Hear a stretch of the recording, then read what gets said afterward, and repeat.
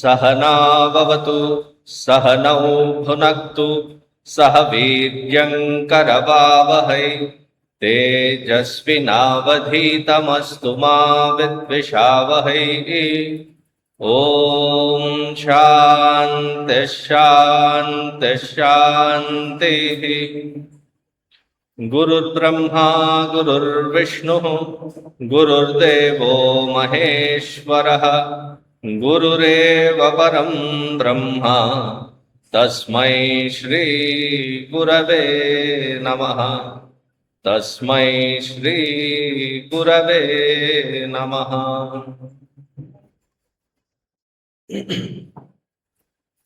Everybody can hear clearly?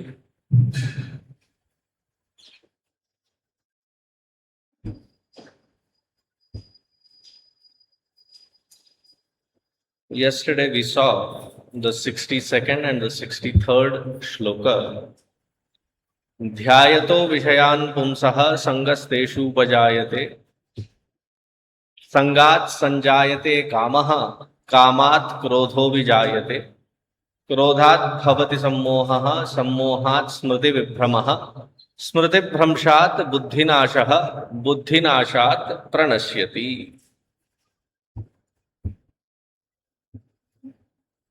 It all starts with one single thought. All that it takes is one unintelligent thinking pattern and it can topple everything inside us. All because of one singular thought and one singular unconscious thought. We have not paid attention to it. It can take over, it can completely ruin not just the experience, not just the day, but probably our entire lives as well. Dhyayataha vishayan pumsaha. So the sadhana begins because in the name of sadhana, we think doing something spectacular is called sadhana, but in its all simplicity and approach, being able to be aware of every single thought in itself is called sadhana. There should not be even a single thought that passes by in our antakarana without our permission. If there is a thought that moves, thought is nothing but a layer of matter. Why is the thought a layer of matter? If we look back into the works like Tattva Bodha, Viveka Chudamani, where the Pancha Mahabhutas is discussed, in that particular topic, there is a specific mention that once these five elements come together, the sattvikamsha of these five elements goes into formation of our antakarana. Samashti sattvikamshat sambhutam. The antakarana is created with the sattvikamsha. Sattvikamsha of what? Sattvikamsha of the Pancha Mahabhutas. Meaning it is nothing but the subtlest aspect of five elements put together. However subtle, it is still layer of matter. And layer of matter incidentally follows Newton's law. It stays in the motion or in the static condition unless until there is an external force applied. Otherwise, it cannot move by itself. Thought, which is matter, and the matter cannot move by itself unless it is connected and energized by something other than the thought which prompts it to move. How can something that is drawing energy from me, the existence, try control me? Is it possible?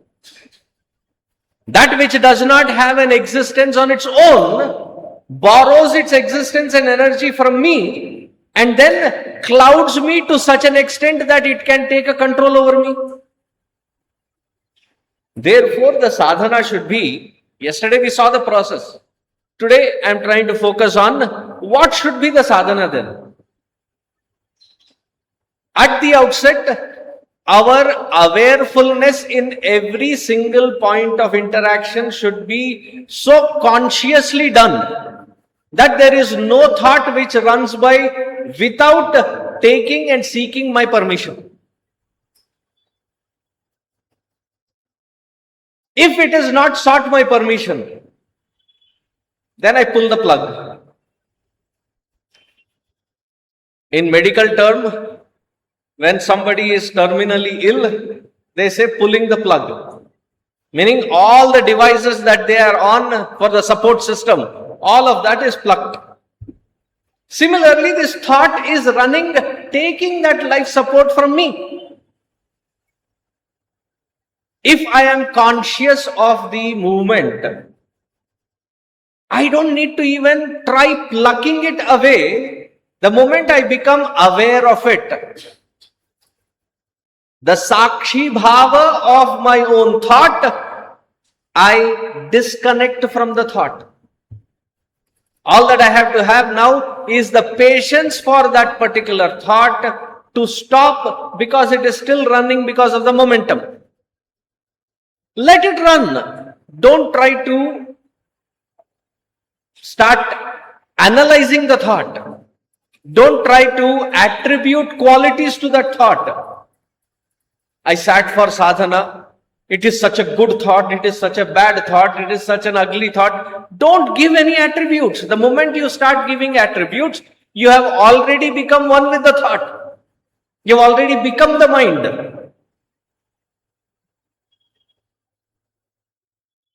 It's a very subtle sadhana. Don't try to stop the mind from having the thoughts. Let it have. Observe and don't entertain it beyond one thought per theme.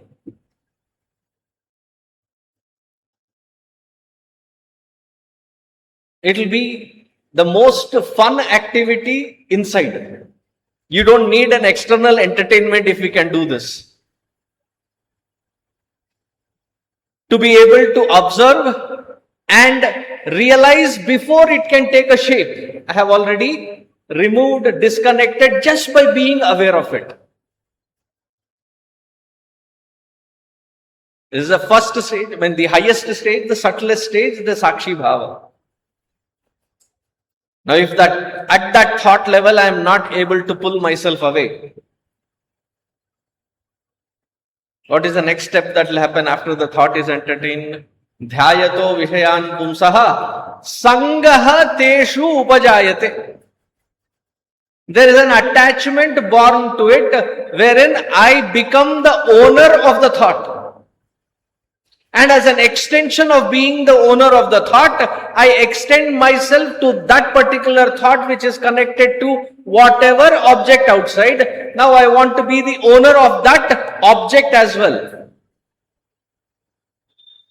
Or the anticipation of whatever result that I want from the connection with the object, I have become the owner of it.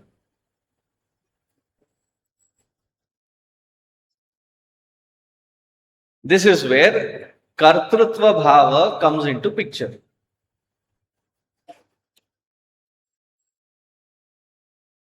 Swami Akhandanandji Maharaj in his commentary says, if at this point our mind is soaked in devotion, one thought that can protect us at this stage, is this that which I am connecting myself with, identifying myself with, worthy enough to be offered to my Bhagavan?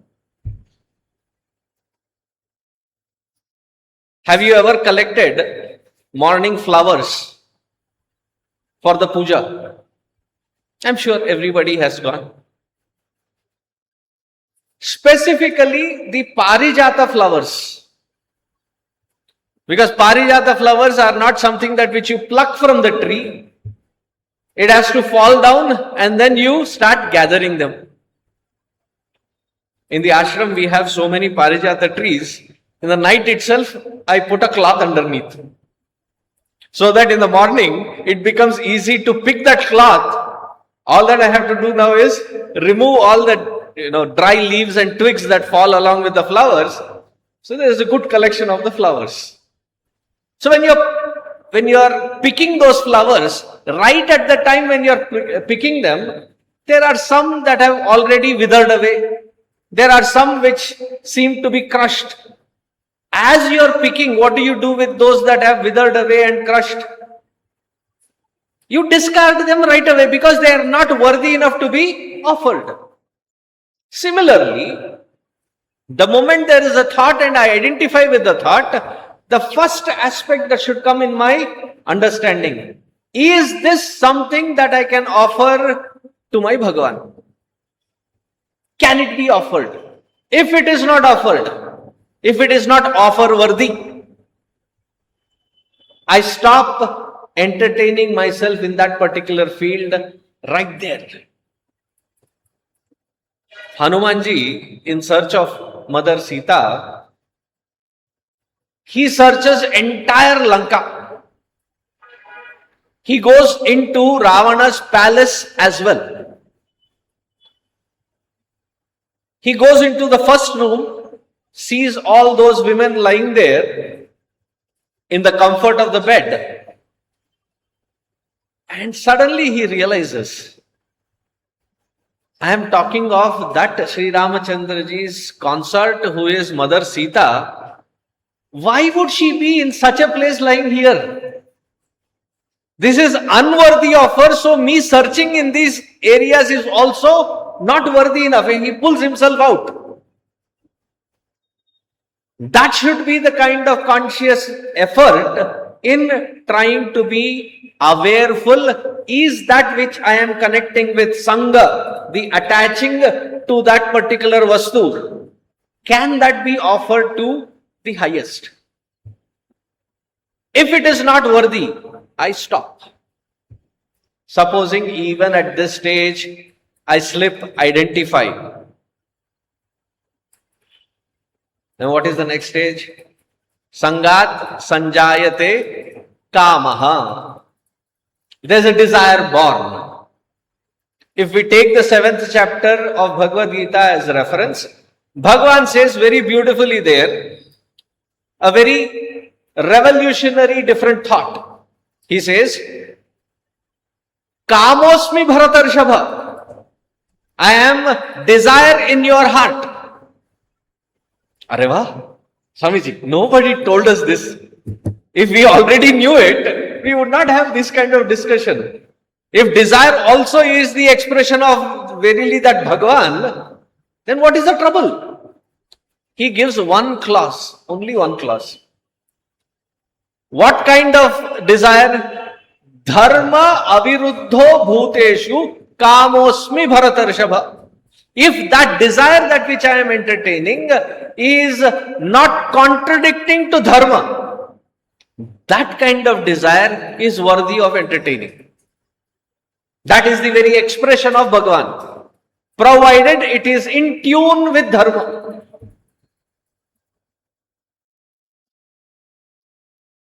Not out of fear, not out of guilt. But is it in tune with dharma? If it is not worthy of carrying forward. Now once this kama doesn't get fulfilled, from here on, even God cannot protect us. Because it is such a quick succession that happens. Krodha, from krodha, sammoha, from sammoha, smriti vibhrama, from smriti vibhrama, buddhi nasha. Krodha is that very powerful energy, raw energy, which can engulf our mind to a point of no return. Yadgatva nanivartante. Having gone there, it is very difficult for us to pull that mind back. Up until that point, as an initial seeker, we do have the flexibility to pull that mind away. Once that krodha triggers, until that raw energy is expunged out, this emotion is nothing but energy. Instead of towards that particular vastu, it has to be expelled out of the system in a healthy manner. Something rigorously physical activity has to be done to remove that energy from the system.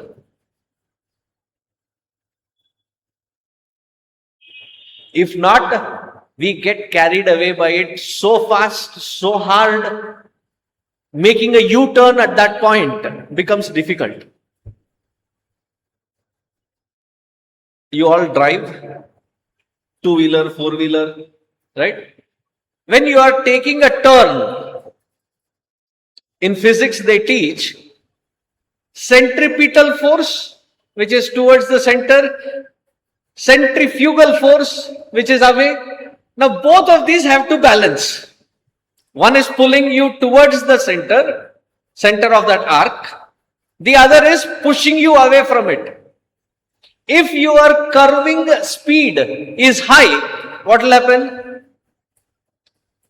The vehicle topples away. When krodha happens, it is that centrifugal force which is really high, the speed is high, that it becomes the vehicle, the system becomes completely out of control, it topples. And that is why I call it a point of no return. Until that energy is completely discarded, consciously discarded. Otherwise it keeps simmering inside. And this is very powerful because the entire logical reasoning, meaningful existence loses its control, grip on ourselves. Why does it happen? Moha, delusion takes over. Other than that thought and its fulfillment, nothing else matters. Driven crazy by our own thought. The smriti of good, bad consequences, we have had experiences earlier. We know going down that path what would be the consequence. But at that very point, the memory of it doesn't kick in.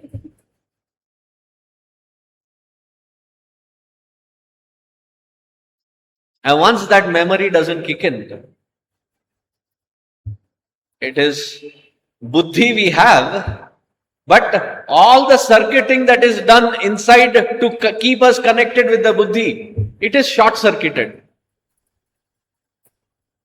I don't know why I'm speaking so much of physics, electricity, centrifugal. Only that kind of examples are flowing today. The entire circuit is burnt away. Buddhi is not available. Wherever that buddhi has all its fail-proof systems have been burnt, such individual nashyati pranashyati, falls down. Now, if this is the problem given, yesterday I said, if this is the ladder of fall, Bhaja Govindam, 9th shloka, Satsangatve, Nissangatvam, Nissangatve, Nirmohatvam, Nirmohatve, Nischalatatvam, Nischalatatve, Jivan Muktihi as the ladder of rise. But it is not in the same sequence as in Bhagavad Gita. Can Bhagavan mention a problem and not give a solution? Supposing you go to a doctor. He says, I have identified what the problem is, but I don't know what the cure is. What good is that kind of identification of the problem? Now that Bhagavan has identified the sequence of the entire logic of how we lose ourselves, how do we reconstruct ourselves? That is also given in this very chapter. So Bhagavan says in the 64th shloka, repeat after me. रागद्वेष वियुक्तैस्तु विषयानिन्द्रियैश्चरन् आत्मवश्यैर्विधेयात्मा प्रसादमधिगच्छति.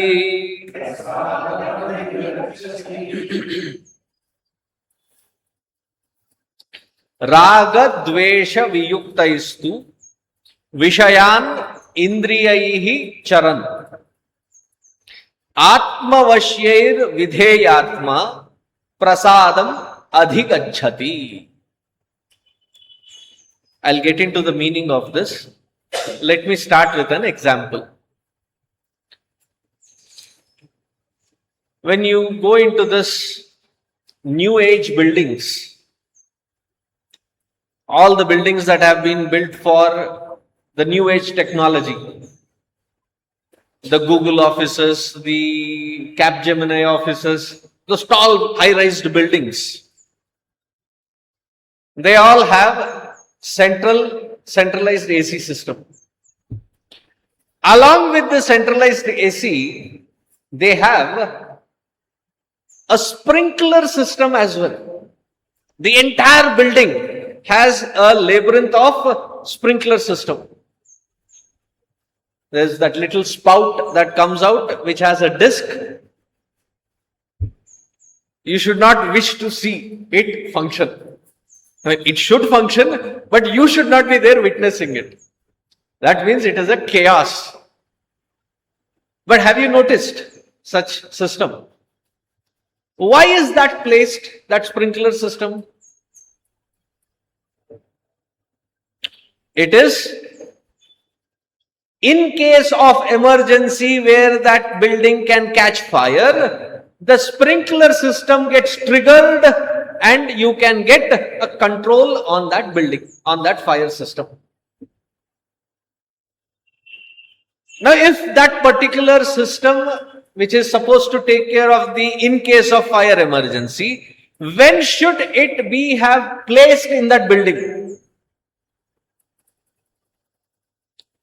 Is it after the effect, after the fire comes in? What? No, it should have been thought through while it is being designed, planned, that before you can put all the sealing and everything, it has to go in place. Its connections to be checked before it can be sealed, not afterwards. Meaning it has to go in that meticulous planning required to ensure for a later date of emergency. Similarly, life has to also be designed in such a way that all cases of contingency are taken care of and the sadhana is done, so that in case of emergency, that sadhana which is done kicks in. After you get angry, there is no point what sadhana to do. Knowing the human tendency that these kinds of weaknesses exist, we perform sadhana diligently, though while performing it would seem as though useless. Because everybody would ask, what is the ROI? I am investing so much of time, energy and effort. Where will I ever use it? In case of emergency, the reflexes have been practiced in such a way that the system kicks in. After the anger has taken its ugly shape, you cannot start thinking of solutions.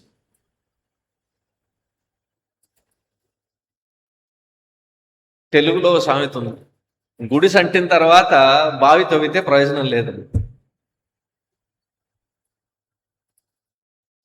It has to be in place way before the structure is being designed.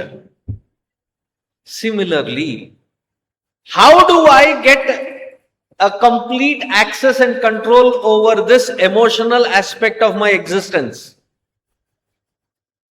You cannot control it at that time when you are already in its control. When you are already in its grip, you seldom can do anything. Therefore, in times of peace, in times of enough tranquility in life, one should spend time in that kind of sadhana, which will enable us to be efficient in handling whenever those emotions get triggered. Is this much understood? What is that sadhana then? He says, Raga Dvesha Viyuktaistu Vishayan Indriyaischcharan Atmavashyair Vidheyatma Prasadam Adhigachati. Bhagavan is a very good marketing agent. He will tell us what is the benefit of the sadhana immediately. What is this? What is the effect of this sadhana that we are going to discuss? Prasadam adhigachati. You will certainly attain peace within. Guaranteed.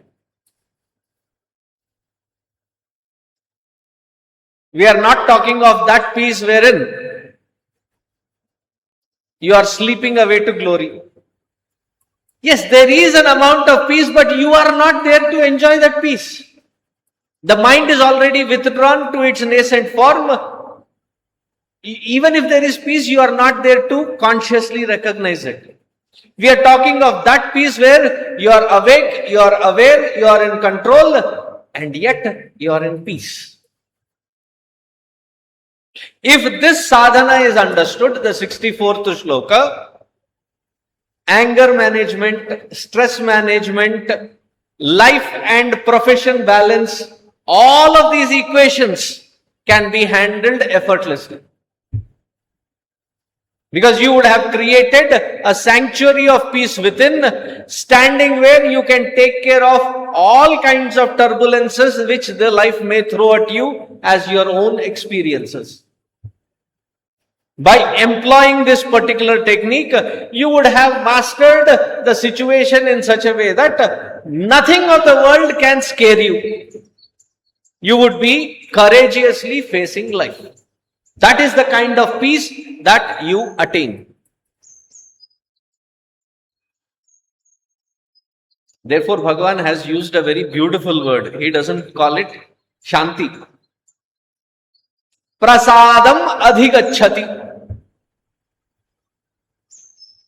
From all comprehensive sides that are possible to think of, you stay in an unagitated state. That comprehensive, unagitated state is called prasada sthiti. Now, if I have also advertised and marketed the benefit of this method enough as good as what Bhagavan has presented, now we will go into what is the actual technique. Raga dvesha viyuktaistu vishayan indriyaischcharan. Can we stay in a secluded environment lifelong? Can we stay in a vacuum state lifelong? It's an impossible imagination. If life is throbbing through us, we will have to interact with the world around us. There is no option but to interact.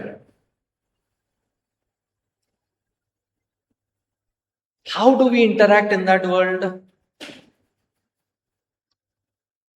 If we can consciously work through our day-to-day, where the mind is not coloring each experience based on the colors of likes and dislikes.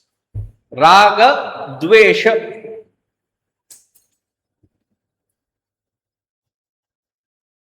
If we can ensure to look at life without the shades of likes and dislikes, What happens when we have the shades of likes and dislikes? Even before the experience can unfold, I have already prejudically judged, prejudged the entire environment. Because of my earlier experiences, I have corrupted the present situation by my own judgmental attitude. I have not had the opportunity to even let the experience completely unfold.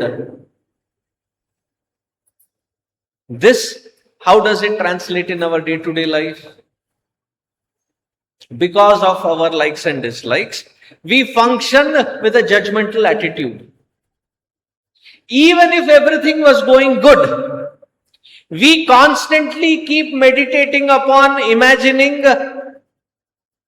what wrong could happen and repetitively be in that negative mode.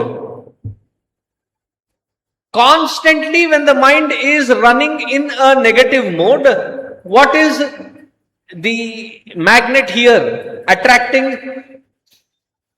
Whatever I am visualizing, I am actually generating that negativity in the outside environment and attracting it to myself. And then claim, నేను అనుకుంటూనే ఉన్నా. ఇలాంటిది ఏదో జరుగుతుందని. And that is where we entrap ourselves. Just like the silkworm builds a cocoon around itself, entrapping itself, wherein it doesn't have the opportunity to escape. And then say, I thought so. All this I had already imagined. Most of the situation, it is usually our own imagination projected rather than allowing the experience to unfold.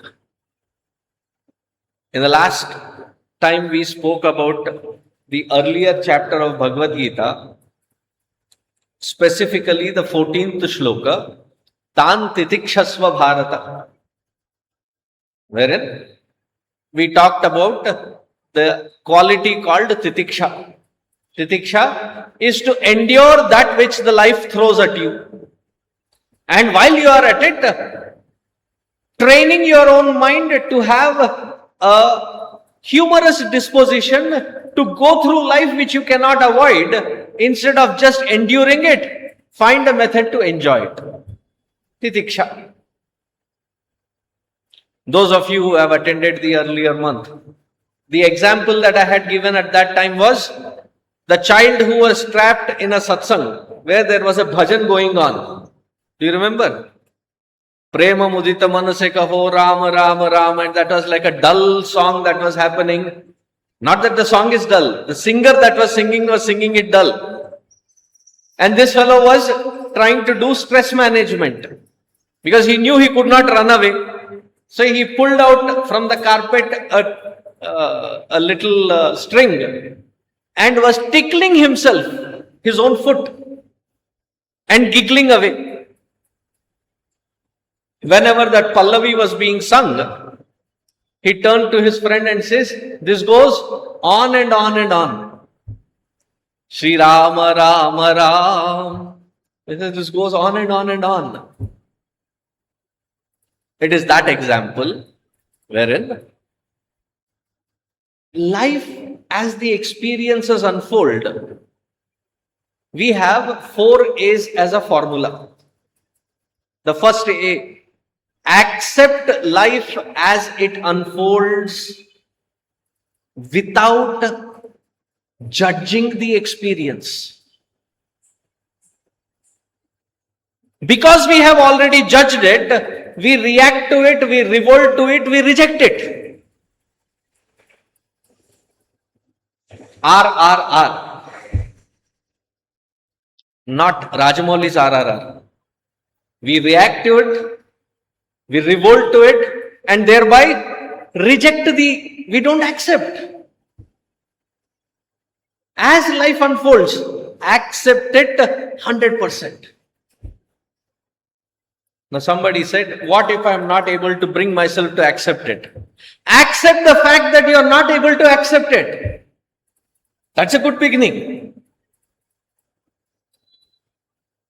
After accepting it, the second step that has to happen is analyze that particular experience for what it is worth, rather than allowing your own earlier experience cloud that situation and paint that particular situation according to your earlier experiences.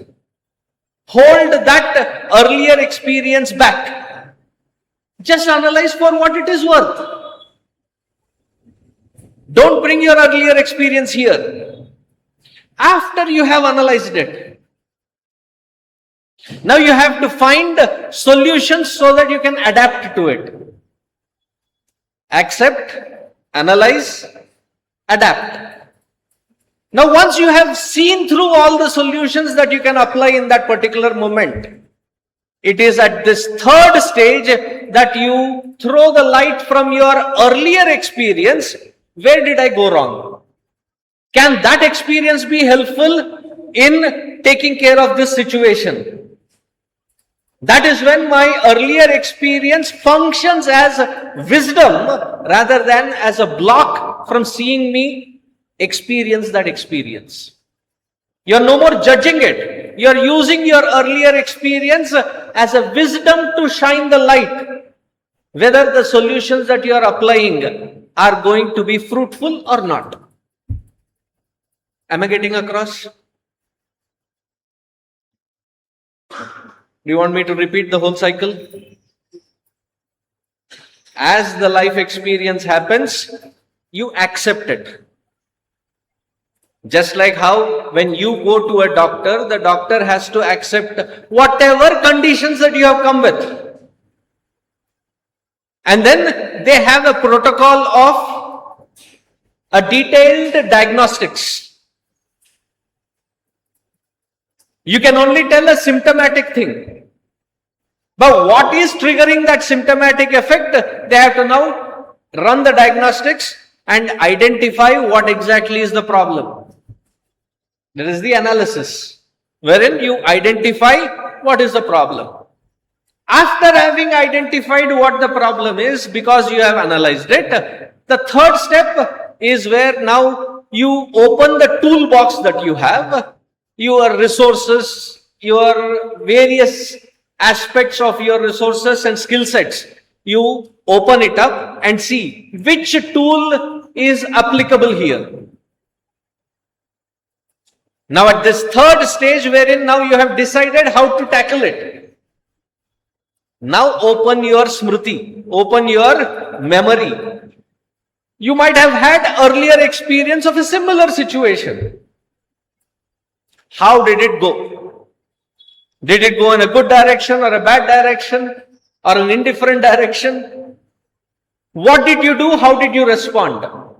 That wisdom, apply that here, that patch of wisdom, apply it here. In that light, how do you now use that solution? And then the fourth A is act wisely. Act wisely. Don't react. Respond to the situation. Wherever this processing has not been done, we usually have a knee-jerk effect and we react. But instead, it has to be the response to the situation because you have gone through these steps.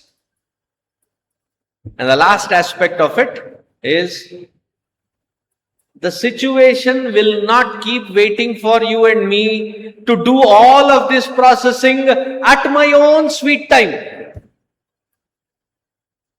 It has to be in a quick succession in order to be able to master the time in which you effectively and efficiently cater to that particular experience with the speed of the experience.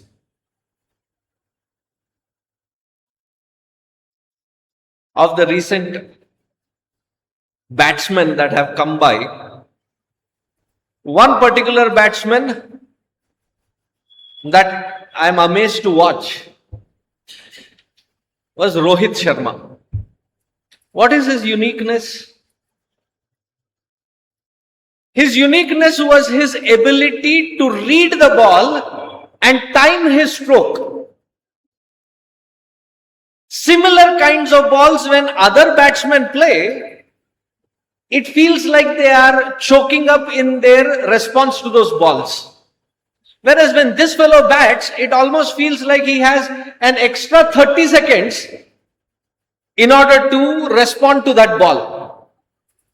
What is he mastered? He has mastered the skill to accept the ball, analyze where it is going, find the solutions, and aptly place the ball.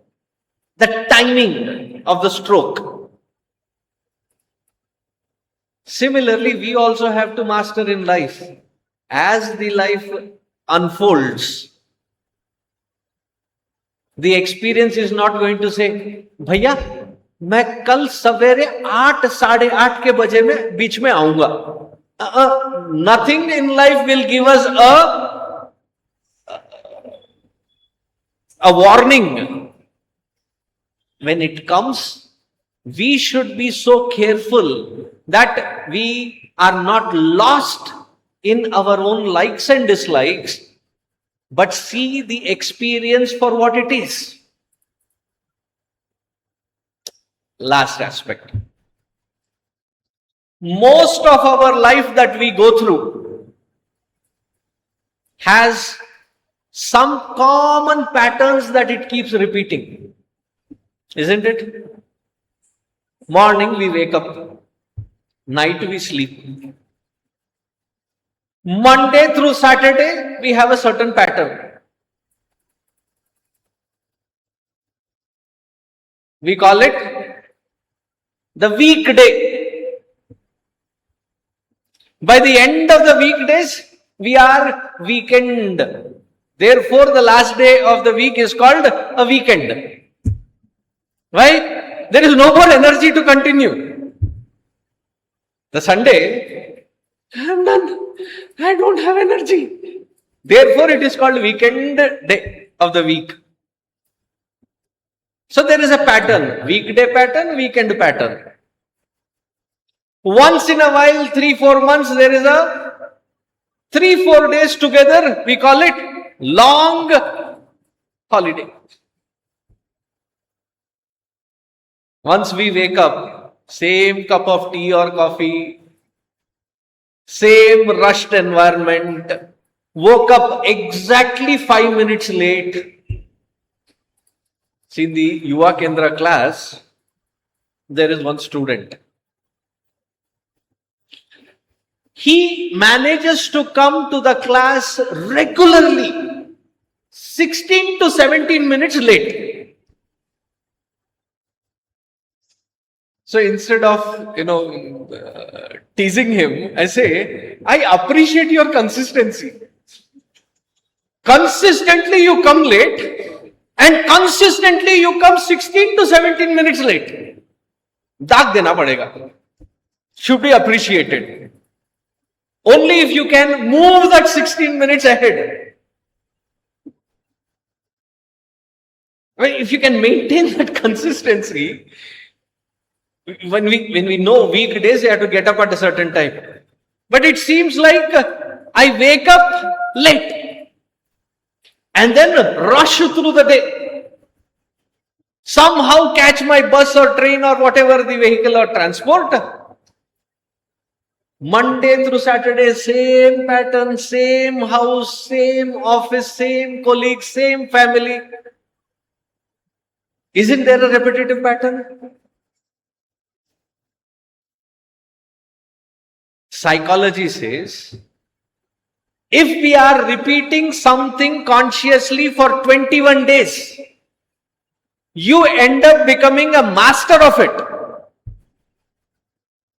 So the pattern that I'm just talking about, how much percentage of our life is a pattern?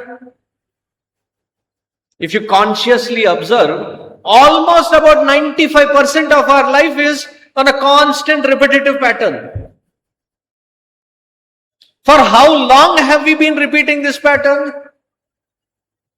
Forever that we know. Meaning for years we have been doing the same pattern. Have we become a master of it? Nowhere close to being a master of it. Why is it that we are failing to become a master of it? Because instead of going through that particular field of repetition, constantly, which is repeating, consciously to go through it, we are lost in evaluating it based on our lenses of likes and dislikes. And because we are already lost in our likes and dislikes pattern, we end up constantly being beaten up by our own life.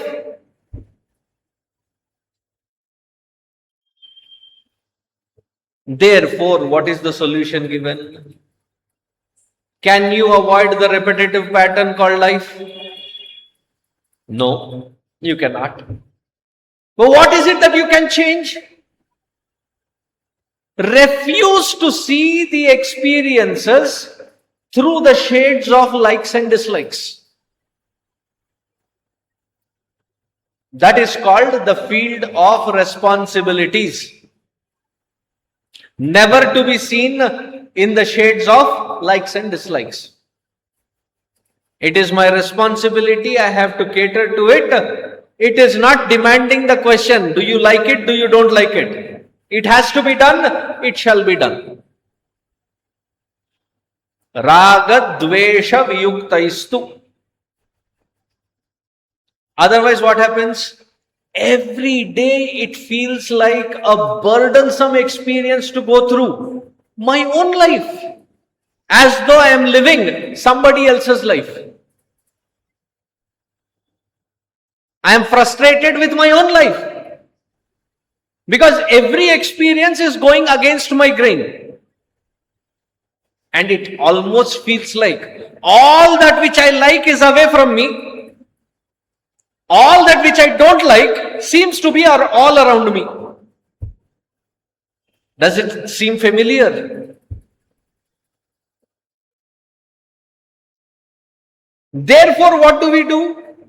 Never been satisfied having peace of mind to be where I am.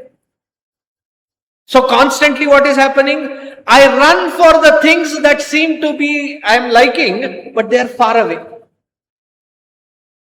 I hate the things that are around me because I don't like them. So I'm trying to run away from them.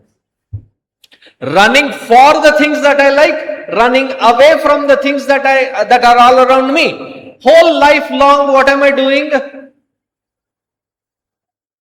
Running has not stopped. Running away for something or running for something. Constantly running. Have you achieved anything? Nothing. Therefore, I call this as the, what do you call that running machine at homes? I call this the treadmill syndrome. Running, but reaching nowhere. There is one jantu which is called hamstring. It is in the rat mice family. In order to keep it engaged, people take it as a pet. They have a wheel. All its life long, what is it doing? As it tries to climb that wheel, the wheel rotates. The faster it tries to climb, the faster the wheel rotates. All its life long, it has been running on that wheel, reaching nowhere. Does it sound similar to our life? Therefore, I call this as a hamstring syndrome. No, hamster syndrome, not hamstring. Hamster syndrome. I didn't realize I was saying hamstring. That is what happens when I start seeing too many doctors. The hamster syndrome or the treadmill syndrome. Do we identify how much our life and experience is being wasted purely because I am seeing it through the eyes of likes and dislikes? Raga dvesha viyuktaistu. Remove that layer. and function through that very world that you are an integral part of, you will see that world which you have covered with your likes and dislikes, when you remove that and watch, it is almost like seeing this greenery immediately after rain. Have you ever observed your garden after immediate rain? It looks so fresh, so green. The colors are so vivid. Same garden. But what has happened after the rain? All the dust that has accumulated has been washed away clean. You see the freshness in it. Similarly, the dust of likes and dislikes, when it is removed away and you watch the same world, it appears so beautiful, innocent. That same world which you are trying to run away from or run for, it starts appearing a very beautiful place to live in. What is it that is making me hate this world which I am an integral part of? My own layers of likes and dislikes. Raga dvesha viyuktaistu vishayan indriyaischcharan. When the indriyas are running through this vishaya vastu without likes and dislikes, even when there is an experience that unfolds, you now have the capacity to literally enjoy it for the first time. For what it is worth, when you know how to enjoy, there is immense tripti immediately. Otherwise, what happens? Every household probably has this dialogue. However beautiful, however patiently the wife cooks the food, when the husband tastes it, baane undi gani, it is good, tasty, but what does the husband corrupt this experience with? Ma amma garu chesinattu ledu.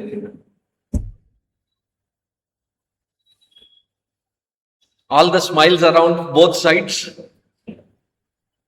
I seem to have hit the nail on its head. A familiar experience. Just taking that as an example. It would have been tasty, it is tasty. But what have I ruined it with? My own like of something as a standard. I have missed the point here. For what it is worth, is it good? Is it enjoyable? Enjoy, you will find that trupti. But then looking at it from my own likes and dislikes, I have lost the situation. Raga dvesha viyuktaistu vishayan indriyaischcharan atmavashyer vidheyatma. The one who has that capacity over one's own mind to not allow its likes and dislikes to go beyond the banks and flood the world, such person who has that intense self-control, what do they find? Prasadam adhigacchati. They find immense peace within. What is it that we are all seeking?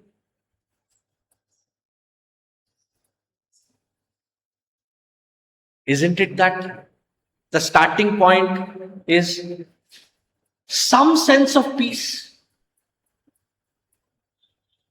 After continuous week after week after week, you have some responsibilities you're fulfilling. Finally, you're going to say, enough is enough. I need some peace for myself. I think I deserve that peace. I'm not going to take up anything else. That is your birthright. In every experience you can get it. You don't have to run away to Himalayas or to some ashram or some other place or a vacation to find that peace. In the very responsibility, in the very life and experiences that you have to go through, you can find it. It is a possibility. Provided I have that self-discipline. That self-discipline which is invoked by me for me, not thrust on me. Now what is this self-discipline for? To remove the shades of likes and dislikes when I see something. करना ज्यादा कुछ नहीं है. You don't have to do something as a special.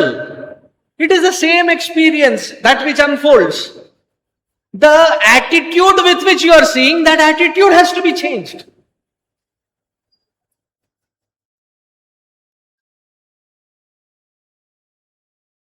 One day, I was in Minneapolis. I was trying to read the text for lead and repeat chant. And I did not realize it then. So I opened the book and then I was holding the book like this and reading it.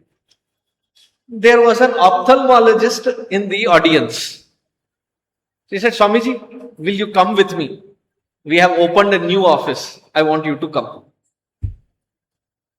When I did not realize, she noticed it. She took me to her office. And as I sat there, the nurse, she was instructed to take all my information and data, blood pressure and all the other things. She took. And she was writing my name. She asked, what is your age? That doctor did not even look back at me. While she was busy doing whatever preparation, they said, must be over 40.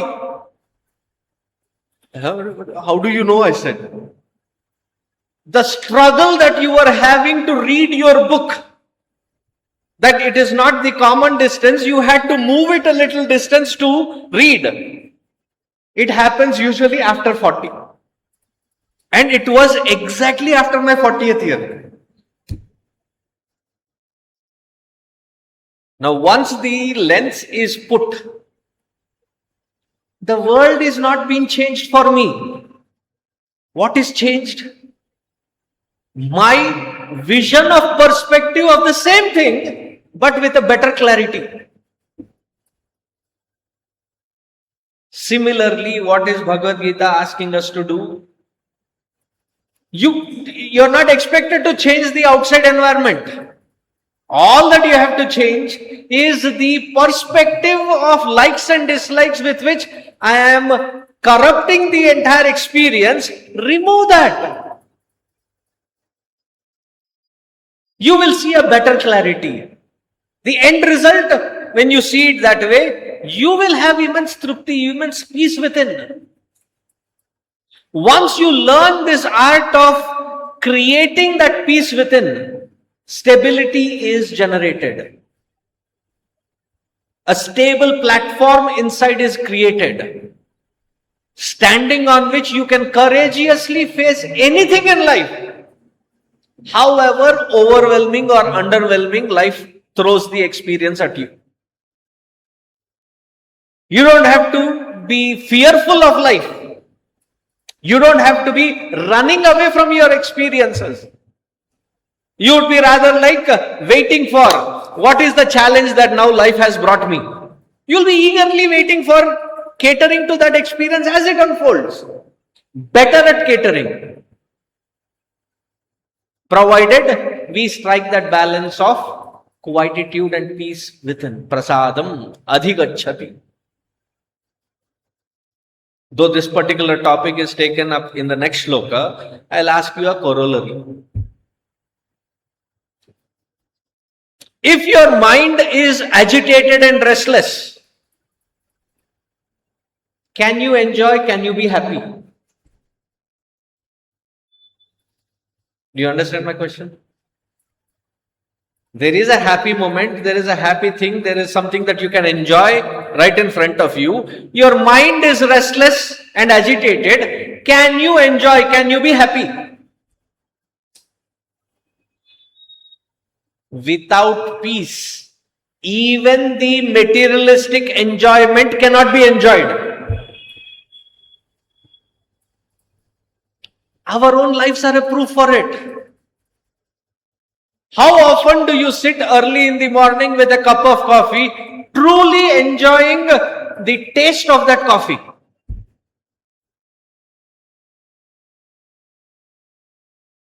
You're sipping. As you sip the warm coffee early in the morning, if you make an observation, it literally drips in. The warmth you can feel going all the way to the base of your stomach, from here all the way. The aroma of it. The lingering bitterness of the coffee, covered by the sugary taste, ends in a sugary note. Have you really enjoyed? How often do you enjoy it? Usually what happens? Coffee has become an early morning addiction. Something warm has to be dumped in. You don't even have the time to sit down and sip through and enjoy. Dosa comes on onto the plate. The external crunch, the internal softness, dipped in the chutney and the sambar. As you do, you see the flavors? Do you enjoy the flavors? Time kiske paas hai? The mind is so overwhelmed with so many layers of happenings. We don't even have the ability to enjoy the worldly enjoyments. Why? The mind is not at peace.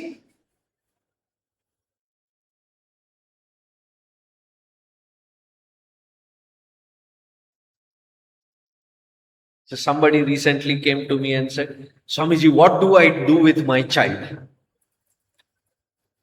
He is 14 years old, doesn't listen, always is reactive.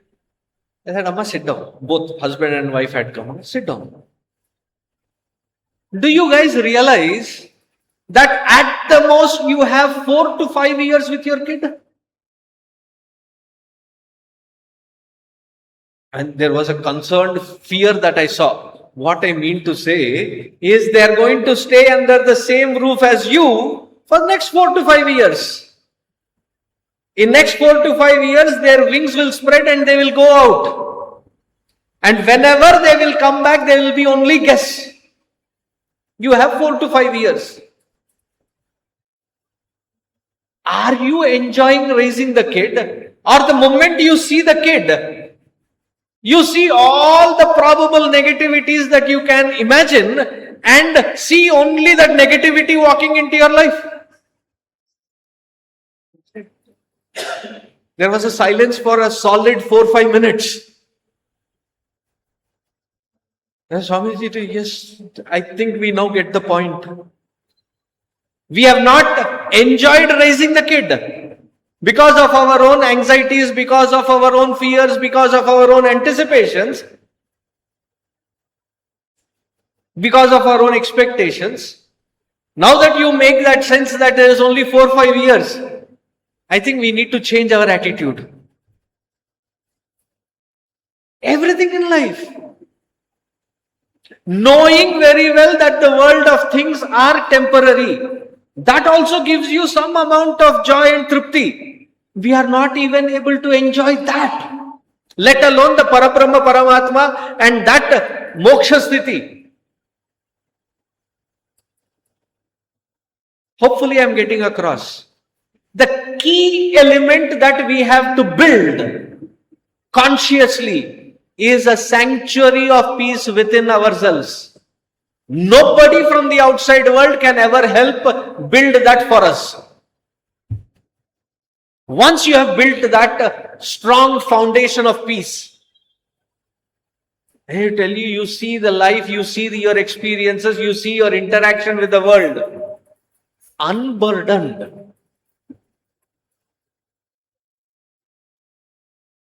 Even subtle things, how they burden us. I'll give you a small example and move to the next sloka. Have you ever worked in an environment which has a AC in it? AC unit running? I'm sure sometime or the other you have worked in such environment. There is a constant blower blowing the cold air. Once the temperature that you have set, it reaches. Suddenly what happens? The blower stops. That is when you realize how much of that sound was creating a pressure. The moment it is absent, you then cherish. Arey, it is so relieved environment. जिंदगी की जो खचखच खचखच खचखच चलता रहता है ना, we have gotten so acclimatized to it that we don't even see it as a problem.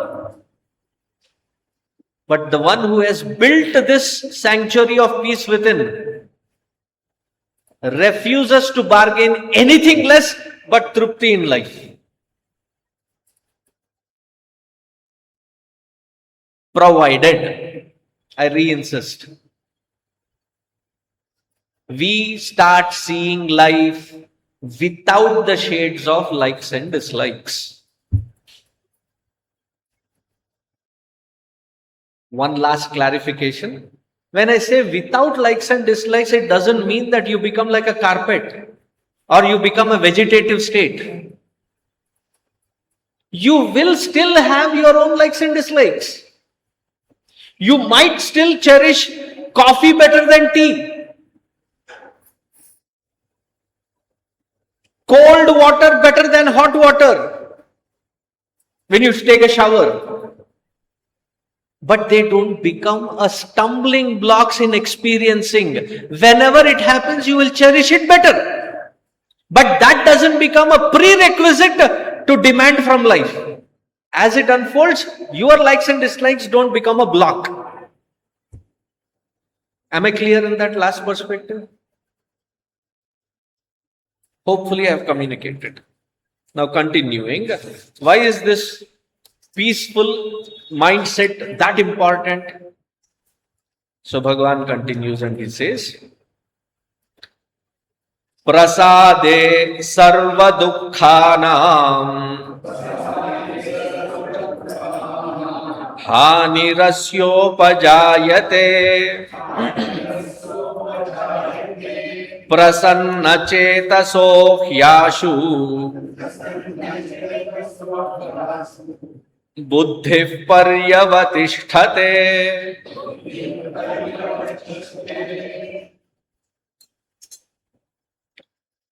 Prasade sarva dukkhanam hanihi bhavati. What a courageous, bold statement to make.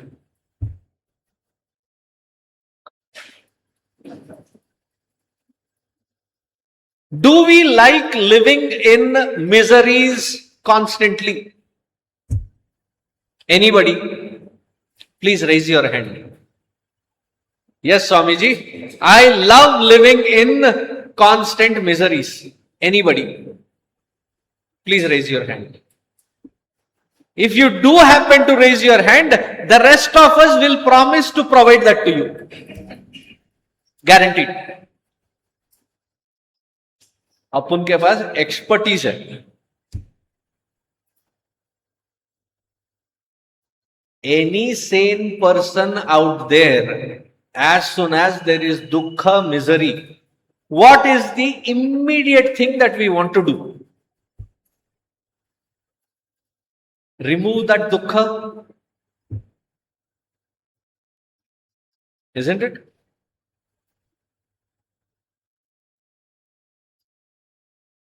Dukkha nivritti is not equal to sukha prapti.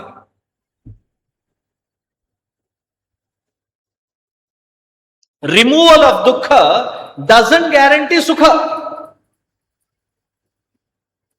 What does it guarantee? I'll give you my little in Dallas Balavihar, the children, they came once, a whole class came and requested, Swamiji, you should watch this particular Harry Potter movie with us. 40 बच्चे, 40 kids. I was like in a peer pressure group. I said, okay, I will come. I think it was the third of the Harry Potter version. It has those dragons in it. That one. I don't remember the name. So went for the movie. After dinner, we all went. Right from the first scene, it starts with a high,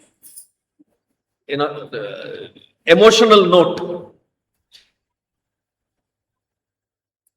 So personally, I had just had food and gone. So I had the first thought, I should go probably use the restroom. But the scene was so intense. I thought after this scene, I'll go. It got even more intense in the next scene. After the first 5 minutes, it got the intensity higher.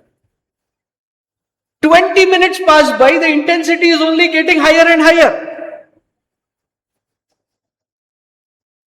Finally, I said, movie gaya bhadve. I cannot control anymore. Rushed to the restroom.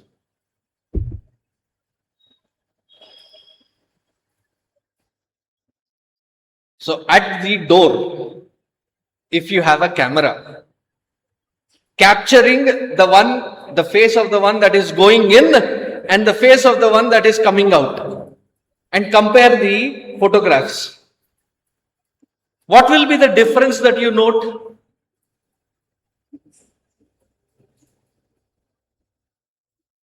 One face is in a pressured face.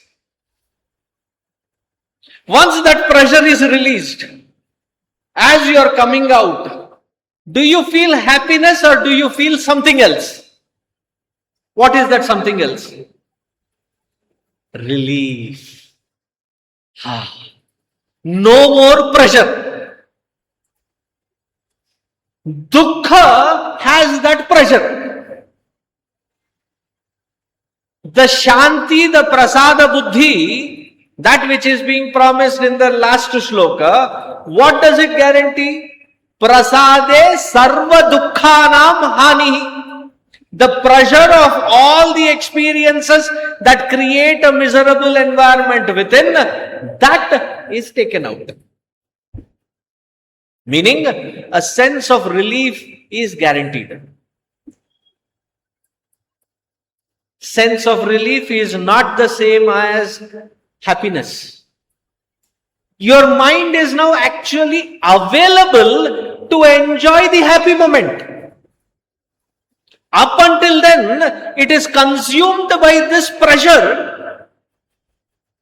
The moment that pressure is released, now you have that relief, sense of relief. Now you can enjoy.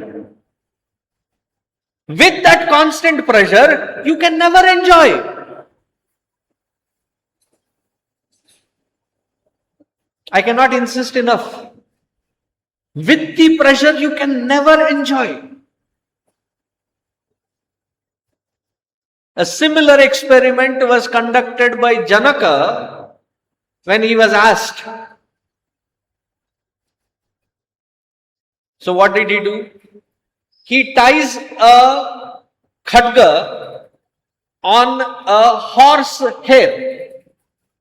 Right at the table where somebody is served a beautiful meal to enjoy. One strand of hair, horse hair. The entire sharp edge is hanging right on the head of the one who is supposed to eat it. He ate. But then after that, when he was asked, did you enjoy? So the answer that was given, enjoy. I don't even know what I ate. Why? The constant pressure that was there in my mind is, ab girega. अब मरूंगा. Our life that we are leading is like that. Constantly under pressure. This sanctuary of peace that we can build brick by brick with a strong foundation ensures that that pressure wall is completely released. Prasade sarva dukkhanam hanihi bhavati. Logically, how does it happen? One sense that it makes, yes, that which is disturbing the dukkha, that is removed. On a deeper level, all these aberrations in my thought level are the end result of my own tendencies or vasanas. It is only that individual who has transcended the likes and dislikes. By transcending the likes and dislikes, what did this individual actually end up transcending? They have transcended the cause of these likes and dislikes, which is their own set of vasanas. They are fulfilling their responsibilities not under the pressure of vasanas, not creating further pressure of vasanas, but just executing their prarabdha. And as they execute their prarabdha consciously, the pressure existing of the vasanas, which is expressing as likes and dislikes, that has been eliminated or reduced. Therefore, inside I have a sense of peace, undisturbed, irrespective of whether there is a sound outside or not.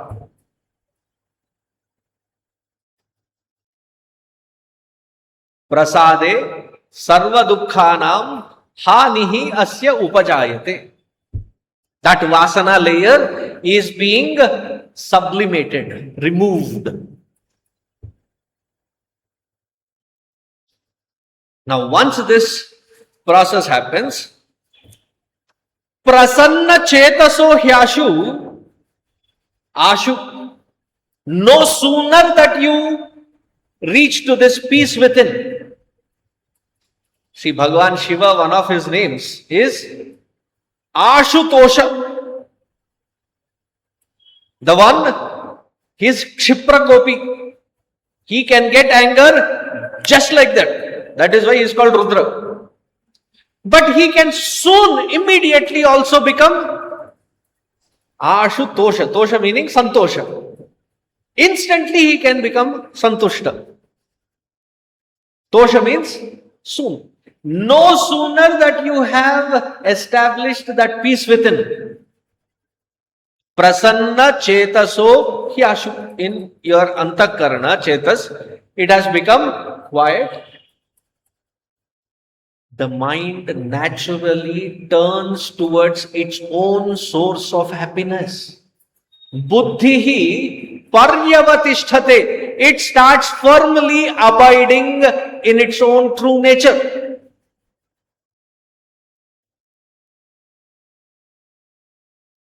Here also, the supposing happiness that I enjoy with the material things that I indulge in, where is that happiness coming forth from? Whether it is something I eat, whether it is something that I see, whether it is something that I hear, all these, they produce certain amount of sukha. Where is this sukha coming forth? Because if that sukha is the nature of that vastu, anybody interacting with it should be given the same amount of sukha.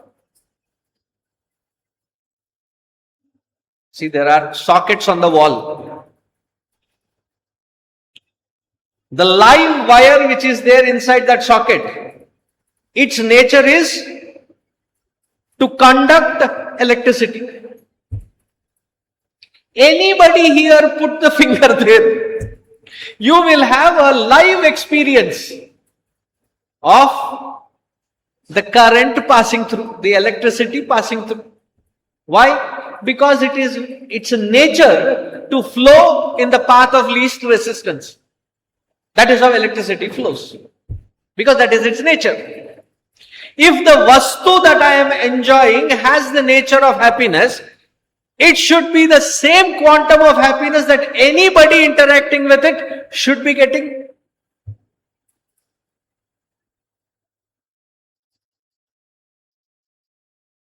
See, many sadhus and swamis, they love to eat sattvic food. Meaning, non-spicy food.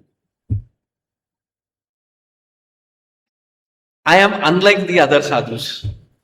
If my plate goes to somebody who is actually a sadhu, that which gives me sukha is high spice level. What will happen to them? Their tongue will be on fire.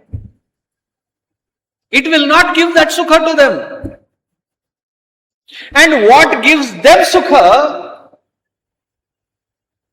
will be a dull experience for me. Is the sukha in that vastu? But what do we attribute our sukha to? To that vastu, to that vyakti, to that paristhiti. We attribute our sukha to all of these factors. I mean, all the poets in the Hindi movie industry, वो क्या क्या बड़ा चढ़ा कर बोलते रहते हैं, तू मिले दिल खिले, ये वही उसके वजह से नहीं खिलता है. Where is this sukha coming forth? So the rishis have analyzed. They've said, they've seen that the mind is the thought. The thoughts are amplified and agitated. Like for example, early in the morning, I want to have a cup of coffee. I have the first thought, dhyayato vishayan pumsaha, first thought. Let me have a cup of coffee. Now that thought amplifies. Amplifies meaning the repetition increases. Coffee, coffee, coffee, coffee, coffee, coffee. It is demanding. Finally, when you get the cup of coffee and you take a sip, what has happened? The mind which has been agitated so far has subsided. The thoughts have subsided. And at that point, when the thoughts have subsided, that which is actually my true nature briefly surfaces, and that ananda I attribute it to that vastu, vyakti or paristhiti. It is not in that vastu, but I wrongly attribute it to that vastu. Whenever this mind has now consciously, very effortfully reached to that point of peace within, the agitations have subsided, the compelling forces of vasana have reduced, that which is my true nature is surfacing. It turns within. And in that moment, it has the highest probability to abide in its own true nature. Buddhihi paryavatishthate. The buddhi now establishes it, the clarity of understanding. Are, that which I have been searching all life long is right here. It is verily my true nature. How many times have we not heard this concept that the happiness is my very true nature? If it is my true nature, why am I not experiencing it? Because my own mind is keeping me away from my own experience of my true nature. When that mind becomes peaceful, what happens is that buddhi now sees clearly, this is what I have been searching and seeking. Therefore, without having to compel itself to sit for puja, japa, meditation, it gets naturally inclined to sit in that corner. That which you have been seeking all life long, when you find it, do you think you are not going to spend time with it? You'll naturally be inclined to be established in it. Buddhihi paryavatishthate, it gets established in it. Now, another perspective for this is taken up in the next shloka. See, each one of these shlokas that we have gone through since the 60th shloka, how methodical the entire internal process has been analyzed and communicated with such beautiful words. The entire logic is so amazing. If we can grasp it, understand it, and apply, I think there is no way that one cannot uplift oneself. We'll see the next logic tomorrow. Om Sarve Bhavantu Sukhinah, Sarve Santu Niramayaha, Sarve Bhadrani Pashyantu, Ma Kaschit Dukkha Bhag Bhavet, Asato Ma Sadgamaya, Tamaso Ma Jyotirgamaya, Mrityorma Amritangamaya. Om Purnamadah Purnamidam Purnat Purnamudachyate, Purnasya Purnamadaya Purnameva Vasishyate. Om Shanti Shanti Shanti. Hari Om Shri Gurubhyo Namaha. Hari Om.